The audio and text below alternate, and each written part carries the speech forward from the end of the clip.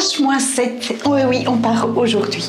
Et je vais profiter pour prendre une dernière bonne grosse douche. Parce que oui, dans le camping-car, on sait prendre sa douche, mais disons que c'est pas des bonnes grosses douches bien chaudes, bien longues, parce que on doit couper l'eau tout de suite à chaque fois pour éviter de gaspiller trop d'eau, parce qu'on n'a pas beaucoup d'eau à 6.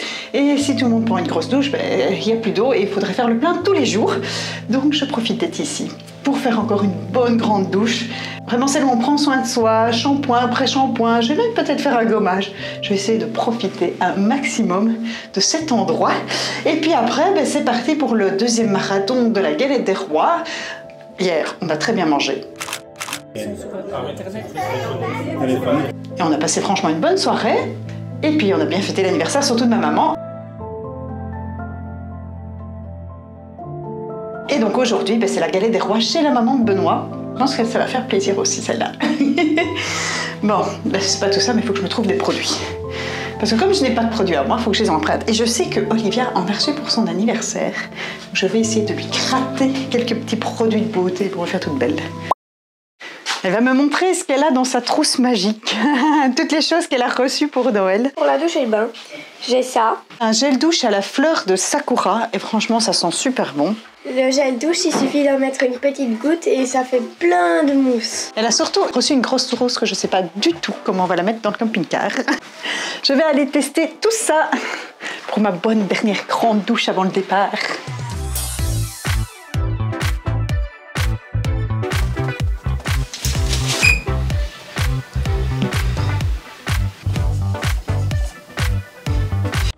Je vous en parlais des fameux stickers qu'on a mis sur les fenêtres pour Noël, qui tiennent vraiment très bien. Alors, je vais tester la solution sèche-cheveux. Il y en a qui m'ont parlé de mettre de l'essence aussi, mais je me suis dit que j'allais commencer avec le sèche-cheveux parce que l'essence, ça sent quand même très fort. Et si ça sent dans la voiture pendant le trajet, c'est quand même moyen. Donc, on va d'abord essayer la méthode chaude. Je ne sais pas du tout ce que ça va donner. Et surtout, ce que j'espère, c'est que mon câble de sèche-cheveux, parce que là, on est branché à l'électricité, sera assez long pour aller d'une prise à toutes les fenêtres.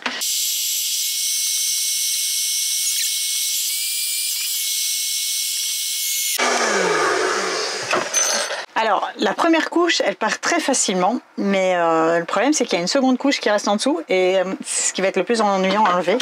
Mais ça, je pourrais peut-être essayer après avec de l'essence ou peut-être du white spirit, je sais pas. Il faut que je regarde un peu ce qu'on a sous la main. Mais la première couche, ça va. Avec le sèche-cheveux, c'est quand même beaucoup plus facile que hier. Peut-être que je dois chauffer plus longtemps. Je ne sais pas. Mais alors, ça va prendre 3 heures. Et en fait, il est déjà 1 heure. Et on doit être à 14 heures chez la maman de Benoît. Et on a à peu près 3/4 d'heure de route. Donc en fait, il faut vraiment que je me dépêche. Je passe la seconde. Voilà, on quitte la maison. Je n'aurai pas nettoyé les carreaux. C'est pas grave, ce sera pour plus tard. Et il commence tout doucement à neiger. Ouais, donc voilà, il commence à neiger. C'est de la neige fondante, évidemment. Mais donc la vague de froid arrive. Là, il fait vraiment très froid. Il est grand temps d'aller vers le sud. Donc il ne nous reste plus qu'une étape, la maman de Benoît. Et puis on sera définitivement parti.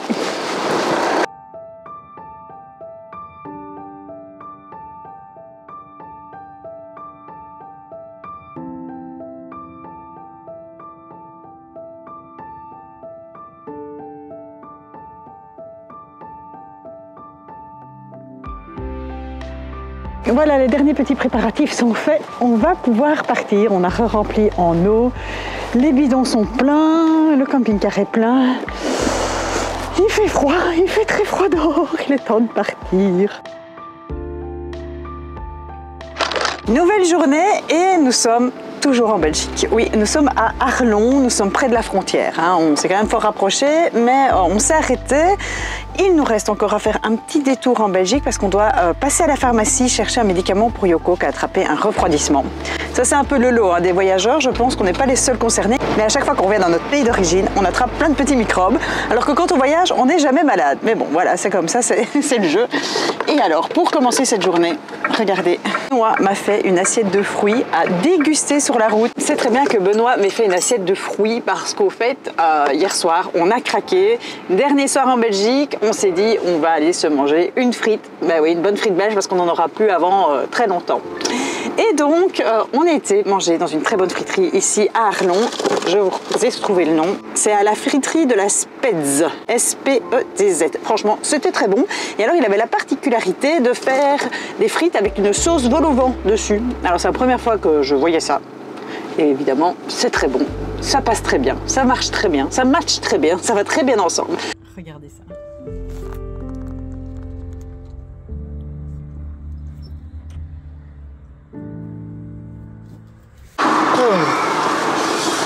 Et voilà. T'as vu comment ça neigeait? Il fait moins 4 degrés. Moins 4, neige fondante, hein, ça tient pas. Pourtant, elle tient pas s'il fait moins 4, c'est que le sol est encore chaud. Bon, allez, en avant sur cette frontière, ça part où? Nous sommes bien arrivés en Allemagne. On a été faire les petites courses pour le repas de midi. Bon, on n'est pas encore très loin dans l'Allemagne. Pas exactement où on est. On est un peu avant Stuttgart, je pense. Benoît est en train de nous mijoter une bonne salade au lardon. Et alors, on a découvert, et on ne le savait pas, mais que l'huile, eh bien avec le froid, elle n'est plus vraiment huileuse, elle s'était durcie. Alors on l'a mis un peu là, près du chauffage, donc maintenant elle redevient liquide. Je ne savais même pas que ça pouvait arriver, ça, l'huile. Donc comme quoi il fait vraiment très froid aujourd'hui. Ça n'empêche qu'on va quand même rester un petit peu ici. Pourquoi? Les mois passés, on n'a pas beaucoup travaillé pour l'école. Non, c'est vrai. Tout ce qui était école à la maison, on l'a un peu mis de côté parce que on bougeait beaucoup, etc. Donc dès qu'on avait l'occasion, on travaillait, mais on n'a pas fait tant que ça. Puis on reprendra la route pour trouver le spot pour ce soir. Donc on continuera à descendre l'Allemagne. Sur 2 touches, donc on n'oublie pas le S à touche. Ça y est, on s'est mis à l'école à la maison. Et alors aujourd'hui au programme, on a un peu changé notre manière de fonctionner. On fait une journée mathématique. On fonctionnait sous une forme de boucle où à chaque fois on revient et on avance comme ça de jour en jour. On fait chaque fois ce qui arrive en la suite dans la boucle. On continue de fonctionner de cette façon, mais avec une petite nuance, c'est que maintenant on va grouper les matières par jour. C'est-à-dire qu'avant, on faisait un peu de tout tous les jours. Par exemple, un peu de géographie, un peu de mathématiques, un peu de français. Maintenant, on a décidé de faire vraiment une matière par jour. Pourquoi? Parce que Jill prépare son CE1D à la fin de l'année et elle va devoir travailler plus spécifiquement les matières du CE1D à un certain moment. Et pour pas s'embrouiller, pour pas faire partir dans tous les sens, on s'est dit, avec elle en discussion, qu'on allait faire une journée maths, une journée français, une journée anglais, où on fait nos programmes habituels, comme on faisait avant, mais auquel on va rajouter la préparation du CE1D dedans. Et donc aujourd'hui, on a recommencé cette nouveau mode de fonctionnement et aujourd'hui c'est la journée des mathématiques. Donc voilà, on a quand même commencé par une petite dictée parce que ça, la dictée, c'est tous les jours, c'est tout le temps. Tant qu'il y a des fautes, c'est tout le temps. Et puis les maths, et même Yoko, je l'ai mis aussi dans le même planning, donc Yoko va spécifiquement faire ses maths aujourd'hui. À côté de ça, il reste quand même des matières qu'on fait tous les jours, notamment un petit peu d'anglais et pour Yoko, un petit peu de français. Je vous montre notre planning qui a l'air très très chargé, mais il faut savoir qu'il y a quand même 4 enfants ou 3 enfants, parce que Sue n'est pas vraiment dedans, qui est repris dedans. Voilà, ça c'est notre planning actuel. Voilà, donc au programme d'aujourd'hui, dictée, mathématiques KS3. Come on, are you ready for high school? Ça c'est plutôt des révisions. Méthode Singapour, The Good and the Beautiful pour l'anglais. Et alors pour Yoko, c'est le math level 2 The Good and the Beautiful. Alors j'avais mis math common, mais j'ai changé. Finalement, j'ai pas réussi à avoir le manuel que je voulais à temps. Donc ce sera math DK, mais c'est très bien. C'est juste des révisions. Ah, tous encore un petit peu. C'est juste des révisions. Et la lecture en français de 15 minutes. Et demain, ce sera histoire. Et là, Jill préparera spécifiquement le CE1D d'histoire. Alors on a bien travaillé cet après-midi, mais on a tellement bien travaillé qu'on n'a pas vu l'heure passer. Mais c'est un peu la dernière minute qu'on se dit, ah, il faut qu'on upload notre vidéo. Et au moment de l'uploader, c'est toujours à ce moment-là, on se rend compte que l'internet ne va pas. Il n'y a pas assez d'internet. Donc on a pris l'option de garder nos abonnements belges pour avoir de l'internet partout en Europe. On est en Allemagne, on ne sait pas trop où on peut facilement trouver du wifi. Si vous le savez, n'hésitez pas à nous le dire. Là on s'est mis sur le parking d'un supermarché dans l'espoir d'avoir suffisamment de wifi pour uploader la vidéo. Mais là on nous annonce quand même, je crois, 1h40 pour une vidéo de combien de minutes? 9 minutes. De 9 minutes. Donc ouais, il y a quand même, ça ne va pas fonctionner. Ça ne va pas le faire. Et en plus ça fait noir. On n'est pas sorti. En fait, on était tellement dedans, dans le travail, qu'on n'a pas vu le temps passer et que tout d'un coup, paf, il fait noir. Et là, on se rend compte, mince, il faut qu'on upload, et mince, il faut encore qu'on soupe. Et ouais, c'est un peu comme ça. Mais ça, c'est souvent les premiers jours en vacances, c'est le temps de se réacclimater, de retrouver un horaire, un timing et de se réadapter. Finalement, on se retrouve toujours dans les mêmes endroits. Nous sommes au McDo. Et au fait, ça ne va pas plus vite. Ce n'est pas l'internet qui n'allait pas, mais c'est la vidéo qui est très très lente à uploader. Alors pourquoi? Je n'en ai pas la moindre idée. Alors, toutes les filles sont parties avec Benoît pour l'accompagner, le temps qu'il cherche son ordinateur. À mon avis, elles vont essayer de gratter quelque chose à manger. Et voilà, je suis seule dans le camping-car. Ça arrive jamais. Je vais en profiter pour vous faire un petit confession intime. À quoi je pense, comment je me sens en ce moment. Alors, en ce moment, je suis hyper impatiente d'aller jusqu'en Grèce. Ça, vous vous en doutez. Mais au fait, d'un autre côté, pas tant que ça, parce que j'ai aussi hyper hâte du voyage qu'on va faire, du trajet jusqu'à la Grèce. J'ai hâte de voir les paysages enneigés, j'ai hâte de découvrir aussi peut-être un bout de la Slovénie, la Croatie, voir les côtes, voir la mer, et puis peut-être l'intérieur des terres, voir la Hongrie, vraiment découvrir des nouveaux endroits, découvrir aussi des nouveaux aliments. Parce que oui, on n'a jamais été dans les Balkans et j'ai hâte de découvrir la nourriture de là-bas qui paraît en plus n'est pas chère, donc c'est très intéressant. Donc j'ai hâte de ça, j'ai hâte de ces moments qu'on va repasser dans la nature tous ensemble. Alors le seul souci c'est que là il fait trop froid pour aller trop dans la nature, donc là on n'est pas encore... il va falloir vraiment qu'on se force à sortir si on veut voir des choses, découvrir des choses. Donc ça c'est un peu le pas, c'est que quand c'est l'hiver, eh ben, on a tendance à rester casanier, à vouloir moins faire des choses à l'extérieur, mais ça n'empêche qu'on peut faire plus de choses aussi à l'intérieur, en profiter justement pour passer des moments de qualité tous ensemble. Et donc voilà, on va essayer de faire ça, surtout que les filles ont reçu pas mal de cadeaux type jeux de société, bricolage à faire à Noël dans la famille. Ben oui, comme on est repassé en Belgique, là c'était la cascade de cadeaux et donc le mode minimaliste était un petit peu oublié par la famille.